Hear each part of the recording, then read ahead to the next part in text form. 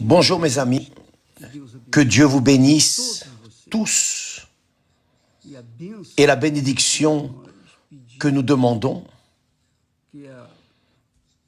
comme j'ai l'habitude de dire, la bénédiction des bénédictions, c'est lorsque nous recevons la lumière, l'illumination, la compréhension du Saint-Esprit en relation à sa parole.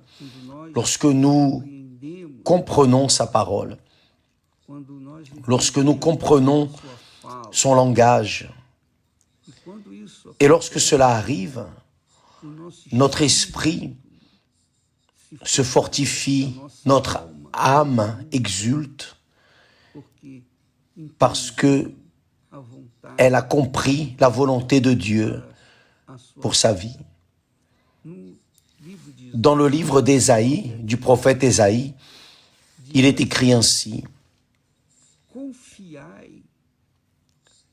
Confiez-vous en l'Éternel à perpétuité. Confiez-vous en l'Éternel à perpétuité. Ce qui veut dire que nous devons confier en lui indépendamment des circonstances, indépendamment des problèmes que nous affrontons au quotidien, les afflictions, les tribulations, les angoisses. Israël, lorsqu'il a été délivré d'Égypte, Dieu ne les a pas menés vers un chemin tranquille, des eaux paisibles. Non, Dieu a mené Israël vers un chemin pierreux, désert, et ça a été difficile, cela a été dur. Dieu les a menés vers un chemin encore plus difficile que ce qu'il y avait. Même ainsi, Dieu n'a pas manqué à sa parole envers Israël. Alors, lui, Dieu, voulait que son peuple dépende de lui, confie en lui, dans ce sens de dépendance envers lui. Quand nous dépendons de Dieu, la chose devient différente. Cela s'appelle la foi intelligente. Nous dépendons de quelqu'un que nous ne voyons pas, que nous ne touchons pas, que nous ne sentons pas, mais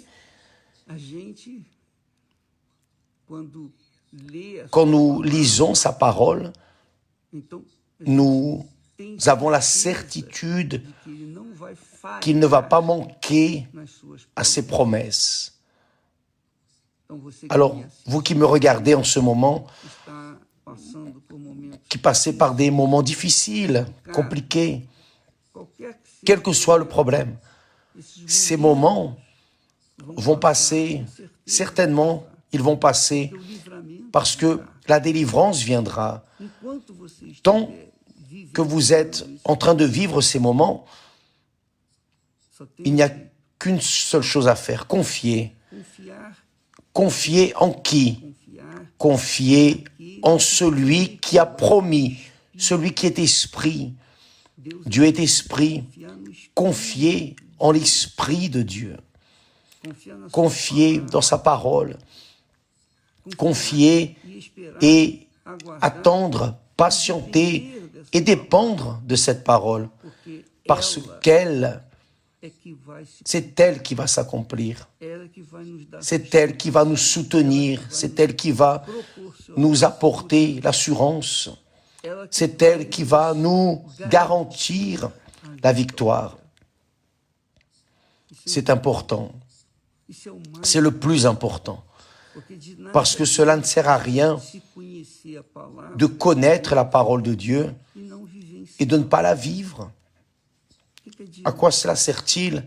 Le diable, par exemple, connaît la Bible d'une couverture à l'autre couverture. Mais à quoi cela sert? À quoi cette connaissance lui sert-elle? À rien. Pourquoi? Parce qu'il a perdu la foi, il a perdu la confiance, il a perdu la dépendance, il a été orgueilleux. Alors, les orgueilleux, évidemment, les incrédules, ceux qui dédaignent la parole de Dieu, ceux qui résistent à la parole de Dieu, Dieu ne va pas perdre de temps. Sa parole est là. Qui croit et sera baptisé, sera sauvé. C'est juste ça. Alors, Ésaïe dit, confiez-vous en l'Éternel à perpétuité, c'est-à-dire toujours, en continu, jusqu'à la mort. Car l'Éternel est le rocher des siècles. Je ne le vois pas, je ne le sens pas, je ne le touche pas. Mais quand je lis la parole de Dieu, et spécialement une parole qui montre la miséricorde de Dieu, la compassion de Dieu envers ceux qui confient en lui, alors je vois cela comme l'amour de Dieu, l'amour juste. Alors, quand la personne confie, dépend, cela s'appelle la foi. Ça, c'est la foi précieuse, la foi qui nous maintient debout. Parce que avoir la foi pour être guéri, les 10 lépreux ont été guéris, mais un seul est revenu. Les 9 sont restés guéris. Ils sont restés guéris. Alors, avoir la foi pour conquérir des bénédictions ponctuelles, la guérison de ceci, la guérison de cela, ce n'est pas suffisant. Vous devez avoir la foi pour rester debout. Vous devez avoir la foi pour continuer dans la foi. Vous devez avoir la foi pour rester dans la foi et dépendre de Dieu. Et la foi, c'est ça. La foi, c'est le courage d'obéir à la parole de Dieu, à ce qu'il a dit, à ce qu'il a déterminé. C'est ce qui s'appelle la foi. Alors, mes amis, ce texte reste là, merveilleux, d'Ésaïe, qui dit « Confiez-vous en l'Éternel à perpétuité, car l'Éternel est le rocher des siècles. » Et il dit, il a renversé, le Seigneur, ceux qui habitaient les hauteurs. Il a abaissé la ville superbe. Dieu abaisse les présomptueux, ceux qui pensent être quelque chose, les puissants, ceux qui ne dépendent que de l'argent, qui dépendent de leur capacité personnelle, ceux qui dépendent exclusivement de ce qu'ils voient. Ils croient parce qu'ils voient. Ils ne croient pas parce que c'est écrit. Ils croient dans ce qu'ils voient. Alors, ceux qui conquièrent, qui arrivent au sommet du temple avec arrogance, ceux-là, le texte sacré dit, seront abaissés, seront humiliés, seront foulés. C'est ça? Ils seront humiliés, ils seront renversés jusqu'à la poussière. Ils seront foulés. Et foulés par qui? C'est là où est la grandeur de Dieu. Ils seront foulés par des pieds affligés, c'est-à-dire les affligés fouleront ceux qui se considèrent être les tels.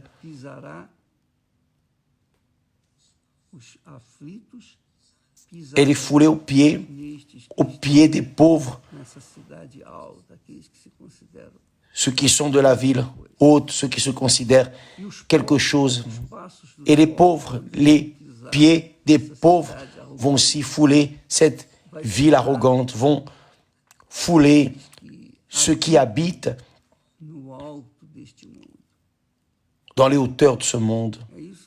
C'est ça qu'il promet. Alors, vous qui me regardaient, qui croyaient dans la parole de Dieu, oubliez, ne regardez pas ceux qui vivent dans l'ostentation, ceux qui vivent dans le luxe, qui n'ont pas de problèmes économiques. Ne regardez pas ces personnes, non. Regardez vers ce que Dieu a promis. Regardez vers ce que Dieu promet dans sa parole. Et confiez en lui. Attendez. Parce que certainement, dans son temps, il viendra à votre secours. Dieu permet que nous passions par des problèmes, par des difficultés, des tribulations, pour apprendre. C'est pour que nous apprenions. Il n'y a que comme ça que nous apprenons. Nous apprenons en recevant des coups. On n'apprend pas dans la paix, non, c'est dans la guerre qu'on apprend. Alors Dieu permet que cela arrive. Jésus a été amené au désert pour apprendre à obéir. D'ailleurs, il vivait dans l'obéissance, mais dans le désert, il a eu des expériences qu'il a pu nous transmettre pour que nous aussi, quand nous aurons nos déserts, nous puissions continuer à regarder vers Jésus, tout comme lui s'est délivré. Nous allons nous libérer également. Ça, c'est la parole que Dieu nous a donnée pour vous. Confiez-vous en l'Éternel à perpétuité, même si vous êtes dans cette situation. Car l'Éternel est le rocher des siècles. Mais pas seulement. Il a renversé ceux qui habitaient les hauteurs. Il a abaissé la ville superbe. Il a abaissé jusqu'à terre. Voyez seulement. Il l'a abaissé jusqu'à terre. Et lui a fait toucher la poussière. Elle est foulée aux pieds des pauvres, sous les pas des misérables. Ça, c'est la vérité. C'est écrit ici. Ne soyez pas jaloux de ceux qui ostentent, non. Mais confiez dans la parole de Dieu. Regardez vers la parole de Dieu. Restez ferme en elle. Parce que les luttes viennent. Mais il y a un moment où elles vont terminer et nous allons profiter des expériences. Que Dieu vous bénisse et à demain au nom du Seigneur Jésus.